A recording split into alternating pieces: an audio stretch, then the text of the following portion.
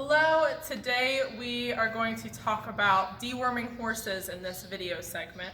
So I'm going to start with a disclaimer that even though I am an experienced horsewoman and horse owner, I am not a veterinarian, so my knowledge on all the details that go into deworming was limited, and so I did some research and I'm going to be reading off of this today.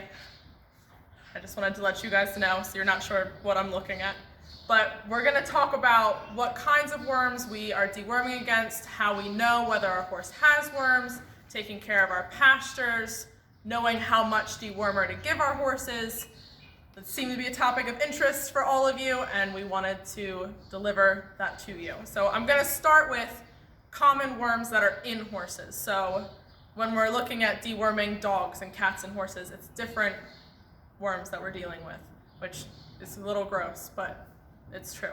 So anytime that we're worrying about deworming our horses, those worms are either going to be coming from contaminated fields or another contaminated horse. So you can end up having worms in different areas and the eggs in different areas, and they can cross-contaminate with the horses, but typically you're going to find them in the pastures or from another horse, and that's how your horse is going to end up with that issue. So pinworms are going to be found in either the field or another horse. They can cross-contaminate either way. Tapeworms are found in the fields. Bot eggs, again, are going to be in the fields or from another horse. They're mostly common just in the warm seasons though, so they're looking for wet and hot environments to live in. Roundworms are one of the most dangerous types of worms, especially for younger horses, because they get into the bloodstream and they will travel to the lungs or to the liver, and it can create lifelong problems for your horses. So you have to think about this in all the ages, and depending on the age of the horse, you are going to give them different types of dewormer or different amounts of dewormer, as well as the frequency of dewormer. So there's a lot to consider, which we will talk about more. Bloodworms, there's 3 different categories of bloodworms. The most common are literally just large and small. That's how they are differentiated. The large ones are more dangerous than the small ones because they will attack the heart. So your horse can end up having some serious heart issues. They'll go for the main carotid arteries that's delivering blood to the horse's body. So those are really bad, and those are going to be most commonly attacked by the dewormers. So that's pretty much in all of your dewormers you're going to see these types of worms being attacked. And then the final main category is threadworms. They're the ones that live in the stomach, and they can be transferred through mare's milk. So again, young horses also have to be dewormed, as well as our older horses, who you'll see us deworm later in this video today. So there's 3 types of dewormers. You can have a liquid dewormer, pellets, or a paste. So the liquid and the pellets can go in feed, and then the paste is what we're going to be doing today. You'll see us deliver that orally to the horse, not putting it in their feed. We have to weigh all of our horses to know their dosage for the dewormer. We will show you the way that we measure how much wormer they get, and then in another segment we will show you how to weigh the horses so you know how we're getting the weight and how we're then getting the dosage for the dewormer. So if your horse has worms, there's going to be 2 tests that you're going to do. It's either going to be a blood test or a fecal egg count test. Both will be done by a veterinarian, not by yourself. You can tell though signs and symptoms if your horse has it. You need to know your horse, of course, but then also you can look for more obvious signs that you could potentially see in the field or in their stall. The most common signs would be if your horse is lethargic, if they're losing weight or losing their appetite, if they have a loss of conditioning, whether that's in their coat or their muscle mass. They can have diarrhea, colic, a dull coat, or anemia. So those are all going to be ways that you can look at your horse to see if there is something wrong. That doesn't always mean that it's worms, but if they have multiple signs and symptoms that could point to this issue, and then you would call the vet to get that fecal test or the blood test. So we obviously want to avoid this issue. We don't want to end up with a horse who has worms, who's having heart issues, liver issues, lung issues, GI tract issues.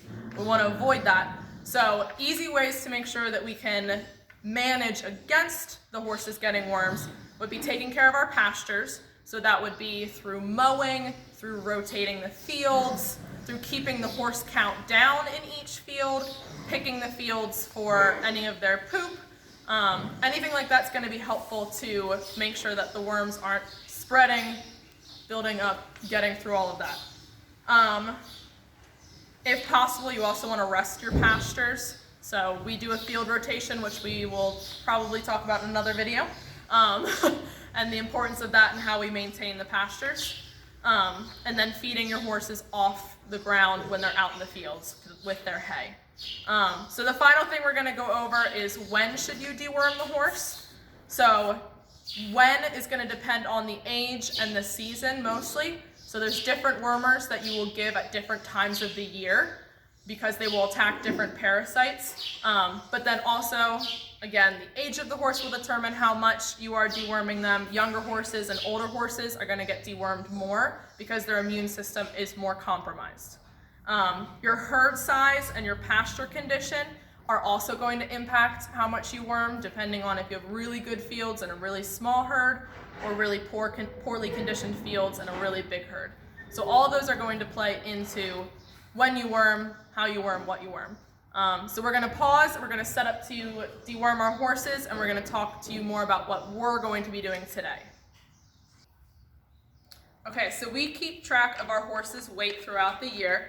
We are going to take their weight every season during the change of the season so that we know whether they have gained or lost weight. There are certain cycles that we expect to have happen with the change of seasons and our horse's weight, but we need to know so we can either adjust feed and then also so that we can give a proper dosage to our horse for any medication, but also for wormer, since that's on the owner to know how much we need to be giving the horse. So in the springtime, we use Panicure, 5-day Panicure. Here we go. Okay. So the top is the amount of dewormer that you're going to give to your full-grown horse per weight, and the bottom is for younger horses. So this is a gentle dewormer, which is why it's 5 days. You want to be pretty accurate on the dosage, but it's not as accurate as what we do in the fall, which is Quest Plus. So 2 different types of wormers that we do in the spring and in the fall for those big changes in seasons and in our horses' regular condition outside. So this is what we're looking at right now in the spring, and we have one in the fall. Some people will deworm their horses like every other month. You can over deworm your horses, so we want to make sure that we are taking care of our pastures and taking care of our herd in the best way that we and our veterinarian deem possible. So we are going to pause and get a horse. We will show you how we decide how much to give them in a little closer up detail in a specific horse, and you'll watch us worm a couple of them. We'll be right back. Okay, so we did our measurements on May 7th, and Tilly weighed 1,055 pounds. So Megan has the tube of Panicure that we're going to use, and we have rolled the dial to approximately 1,055 pounds. That way, when she goes to administer it to Tilly orally, it's one clean movement. So we have Gail holding Tilly since the stall door is open, but typically, if you're a horse owner, this is something you do yourself. So she's going to make sure that Tilly is backed up against the wall so that she can't try and use flight as a way to get out of a semi-uncomfortable situation for her. Some horses are totally fine with this. Some horses fight you a little more. So Megan's going to secure Tilly's head. She's going to put the tube up in the corner of her mouth and quickly administer it. She's keeping Tilly's head up so that Tilly doesn't spit out the Panicure. And once she's finished, she'll give Tilly a pat and let her head down. Good girl. And that was pretty smooth. We'll pause and go to the next horse. So Sally weighs 725 pounds as of May. So we have added 725 pounds to Tilly's 1,055 pounds on the dial. So we're going to back Sally up so that she can't back out of getting dewormed. Megan will secure her face, put the tip up towards the roof of the mouth, and administer the dewormer. Again, she's keeping Sally's head up so that Sally swallows the dewormer. And we will go on to our last horse. All right, so as of this past May, Kay weighed 545 pounds. So we added that onto Tilly and Sally's weight. So you can see we've dialed it up 545 pounds. So Kay is already backed up against the wall. Megan's gonna secure her head up into the roof on the back of the mouth. Kay's saying that that smells and tastes weird by putting her upper lip up. I forget what that's called. Swallow it. So she's holding it in her mouth right now. She is not doing anything except telling us that it is weird. You have to swallow. There you go. There we go. Good girl, Kay. Good girl. So when she puts her nose up like that, it's easy to work with when it's a pony, but when it's a horse, it makes it a little bit more challenging. So Good girl. we will pause and then finish up in a moment. All right, so you just saw us worm 3 of our horses. We have to worm all 10 of them. We will be doing it for the next 4 days since we have the 5-day panicure. This is really important to our horse's health. The way that we do it here isn't going to be the same way that every other barn does it, but this is how our property and our staff and our vet team have agreed it should be done for our herd. If you have any questions about deworming, because we just kind of did a quick hit on all of the major topics, let us know. We are happy to answer any of them, but we will now move on to our next segment for our programming tonight.